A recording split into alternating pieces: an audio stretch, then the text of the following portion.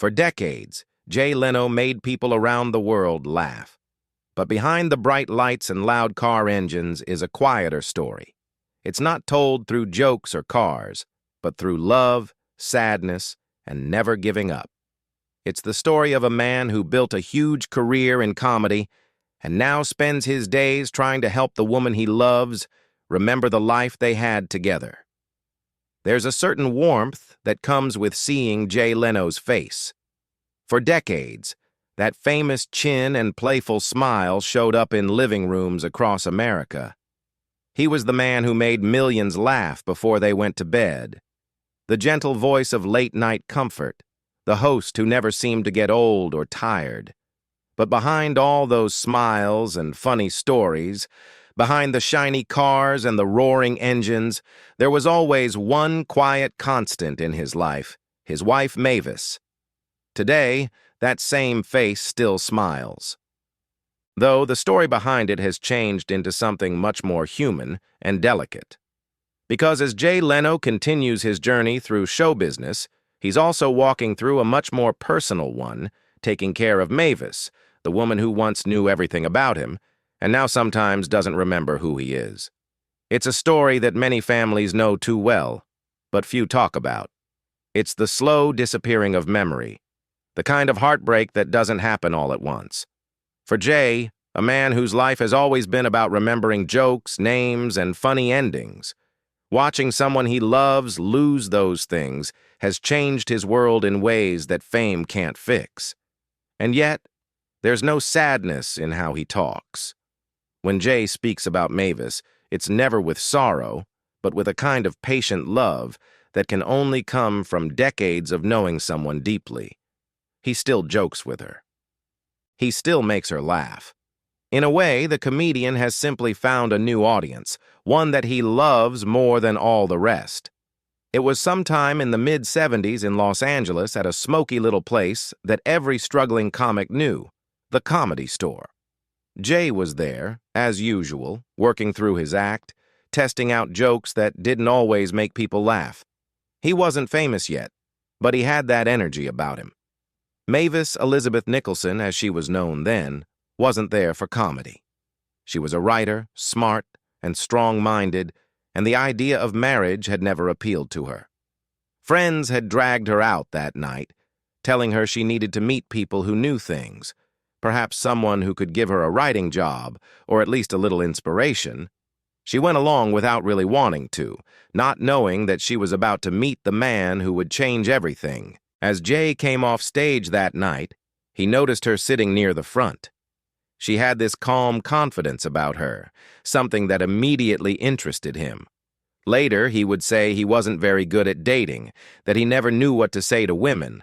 But Mavis, she was different. There was no acting between them, no awkward small talk, just a sense of ease. For Mavis, it was equally unexpected. She had always said she would never get married, that she wanted her life to be about her work and independence. But when Jay walked over to her after the show, something clicked. It wasn't fireworks or movie-style romance. It was quieter than that, a feeling that this was someone she could trust. Someone who didn't make her feel small or lesser, but who made her laugh without trying. Their first conversations were simple. Comedy, work, life, little nothings that seemed to go on forever. Jay wasn't rich or famous, but he was steady. He had this strange habit of saving every penny, of avoiding debt, of planning for a future he couldn't yet see. And while Mavis didn't think much of money, she loved the safety of his mind, the way he thought things through, the way he valued consistency over chaos. Within months, they were inseparable. They moved at their own pace, not the Hollywood kind.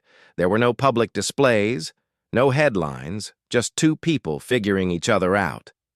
When Jay finally proposed, it wasn't in some big fancy setting or with a film crew in sight.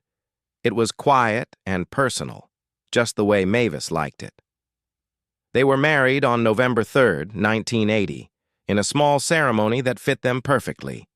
Simple, honest, and full of laughter. For Jay, it wasn't just about love. It was about finding someone who balanced him. "I always look for qualities in women that I don't have," he once said. And Mavis had them all. She was well-spoken, politically aware, and deeply passionate about causes that mattered. He was a mechanic at heart, obsessed with engines and timing. Yet somehow, it worked. Over the years, Jay would rise to fame, becoming one of the most recognized faces in television. And through it all, Mavis stayed out of the spotlight, happy to build a life that was theirs alone. She had no desire for fame. In fact, she once said, "The worst thing you could do to me is put me on camera." But that didn't mean she wasn't busy changing the world in her own quiet way. While Jay was busy climbing the late-night ladder, Mavis was already building something just as important, a life dedicated to activism and caring for others. She became an active board member and later the chair of the Feminist Majority Foundation's campaign to stop gender apartheid in Afghanistan. Long before the rest of the world paid attention to the struggles of Afghan women, Mavis was already fighting for them. It was never about getting attention for her. It was about doing what was right, quietly and effectively. That's what made her and Jay such an interesting pair. He made a living by being seen. She made a difference by staying unseen. Yet they supported each other completely. Jay would often give generously to causes Mavis cared about, sometimes making large donations without ever mentioning it on air. Their marriage was never about matching careers or competing for attention. It was about balance. At home, they lived simply. Despite Jay's success and huge car collection, he always kept his personal life grounded. He famously never spent his television salary, choosing instead to live off his stand-up income. He didn't drink, didn't gamble, and didn't cheat. Not because he was perfect, but because, as he said, you just don't do dumb things when you're lucky enough to have something good. Mavis, for her part, was the steady calm at the center of it all. Friends say that she gave Jay a sense of peace he never had before. She was the quiet listener when his mind was racing, the voice of reason when his comedic brain wanted to turn everything into a joke. Over the decades, they became a team in the truest sense. While Jay became a household name, Mavis was the private force behind his public success. He'd often mention her on shows, lovingly, casually, never in a way that felt scripted. He'd tell audiences that his wife didn't believe in marriage before meeting him, and that somehow he'd tricked her into it. The crowd would laugh, but behind the joke was something real. They never had children, and it was a choice they both made.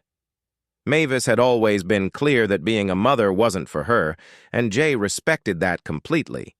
They poured that energy into each other instead, into their work, their causes, and their daily routines.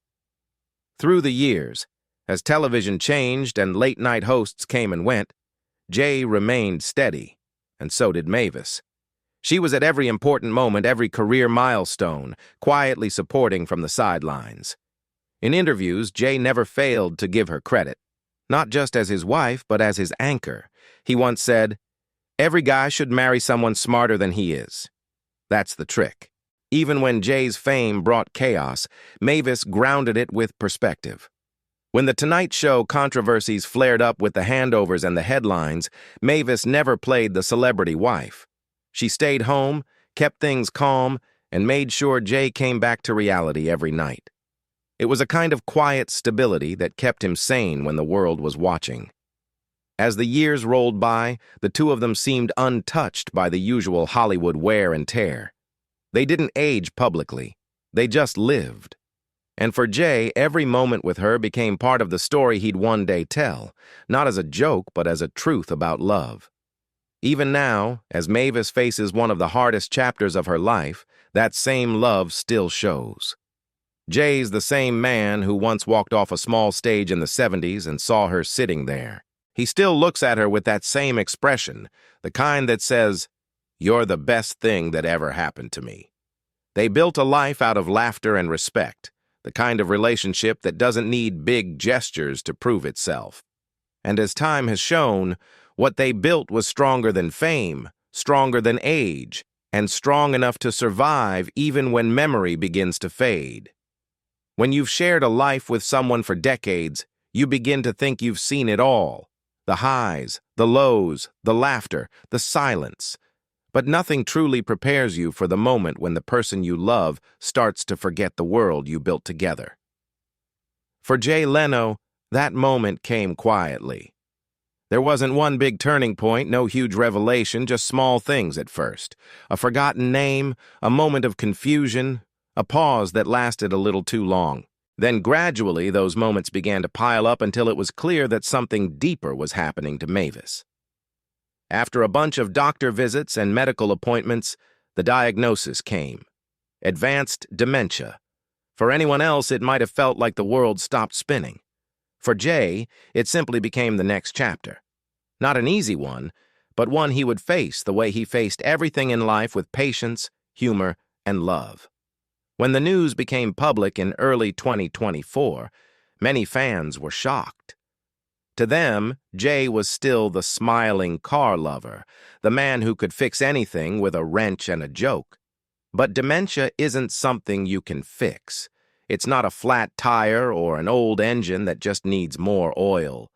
It's the slow unraveling of memory, a thief that steals pieces of someone bit by bit. Court documents later revealed how serious Mavis's condition was.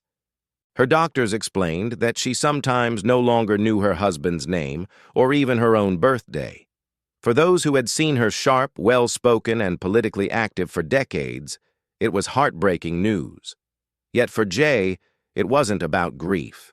It was about duty, about love that doesn't need to be recognized to still exist.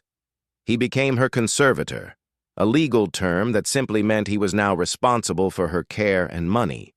But emotionally, he had already been doing that long before any legal papers were filed. In interviews, Jay described his new daily routine, not with sadness, but with a quiet sense of purpose. It's basically what we always did. He said, "I take care of her. We watch TV. We talk. We laugh. The only difference is now I feed her too, but I like doing that." That's the thing about Jay Leno. The humor never left him, but it changed. It became gentler, more grounded. When he talks about Mavis now, there's a softness in his tone that the old Tonight Show hosts never used. He still makes jokes, but they're the kind that come from love, not performing. Jay Leno has always been a man who liked to keep things simple. He never bought into the celebrity lifestyle, never wanted fancy things beyond his love for cars. And perhaps that simplicity is what's helping him get through this stage of life with grace. He doesn't talk about Mavis's illness as a tragedy. In his words, "I enjoy taking care of her. She's the most independent woman I've ever known, and I just couldn't be prouder of her." For many, becoming a caregiver to a spouse is one of the hardest roles imaginable. It demands patience, emotional strength, and an unshakable sense of compassion. But for Jay, it's become another act of love. He cooks for her, helps her with daily tasks, and keeps their home filled with laughter. He even jokes that his job now is making her smile before bedtime, as if he's performing just for her. He's managed to keep humor alive in the smallest ways. On one occasion, he laughed about how Mavis insisted on buying a pair of designer sneakers worth hundreds of dollars, even though she rarely leaves the house. "Now I thought if she's going to walk around the living room, might as well do it in style," he joked. That's Jay finding light even in the heaviest moments. Their house has become a safe place of familiar things. They still watch television together every night. Old movies, game shows, things that spark recognition. He'll sometimes replay old episodes of The Tonight Show or his famous headline segments, and Mavis will laugh without fully knowing why. But laughter, after all, doesn't require memory, just feeling. It's that emotional memory that Jay treasures most. Even if Mavis can't recall their wedding day, he can still see the warmth in her eyes when she hears his voice. That connection, however weak, is enough. When asked about how he handles it, Jay's response is almost wise. "You make a promise when you get married," he said. "You say in sickness and in health. This is part of it. You don't run away when it gets hard." There's no pity in his words, no bragging, just matter-of-fact love. He doesn't focus on the word dementia. To him, Mavis isn't defined by her illness. She's still the woman he fell in love with at that comedy club all those years ago. She's still his best friend, his anchor, his favorite person to make laugh. The disease may have taken her memories, but it hasn't taken who she really is. Jay has always been a private man, but lately his openness about Mavis has touched millions. In a world obsessed with youth and glamour, he's showing what real devotion looks like. Unfiltered, not glamorous, but deeply beautiful. There's something haunting yet deeply human about the idea of being forgotten by the person who once knew you best. It's the kind of heartbreak that doesn't happen suddenly, but creeps in on you. And yet Jay Leno seems to have found peace within it. Dementia has its own strange rhythm. There are days when Mavis is perfectly clear-minded, when she remembers things clearly, and Jay can see the sharp, witty woman she always was. Then there are days when she's lost in a fog, unsure of where she is or who's with her. Through it all, Jay doesn't try to correct her or remind her forcefully. He just sits beside her, letting her world be what it is that day. Experts often say that while dementia erases factual memory, it doesn't erase emotional connection. The body still remembers the feeling of love, of laughter, of safety. That's why when Jay leans close and cracks a joke, Mavis laughs. Maybe she doesn't recall the setup or even recognize him as her husband, but something deep inside her recognizes the joy he brings. He said more than once, "I still make her laugh every day." That one sentence says everything. It's the ultimate proof that love isn't something you can measure by clarity or understanding. It's a feeling that outlives thought.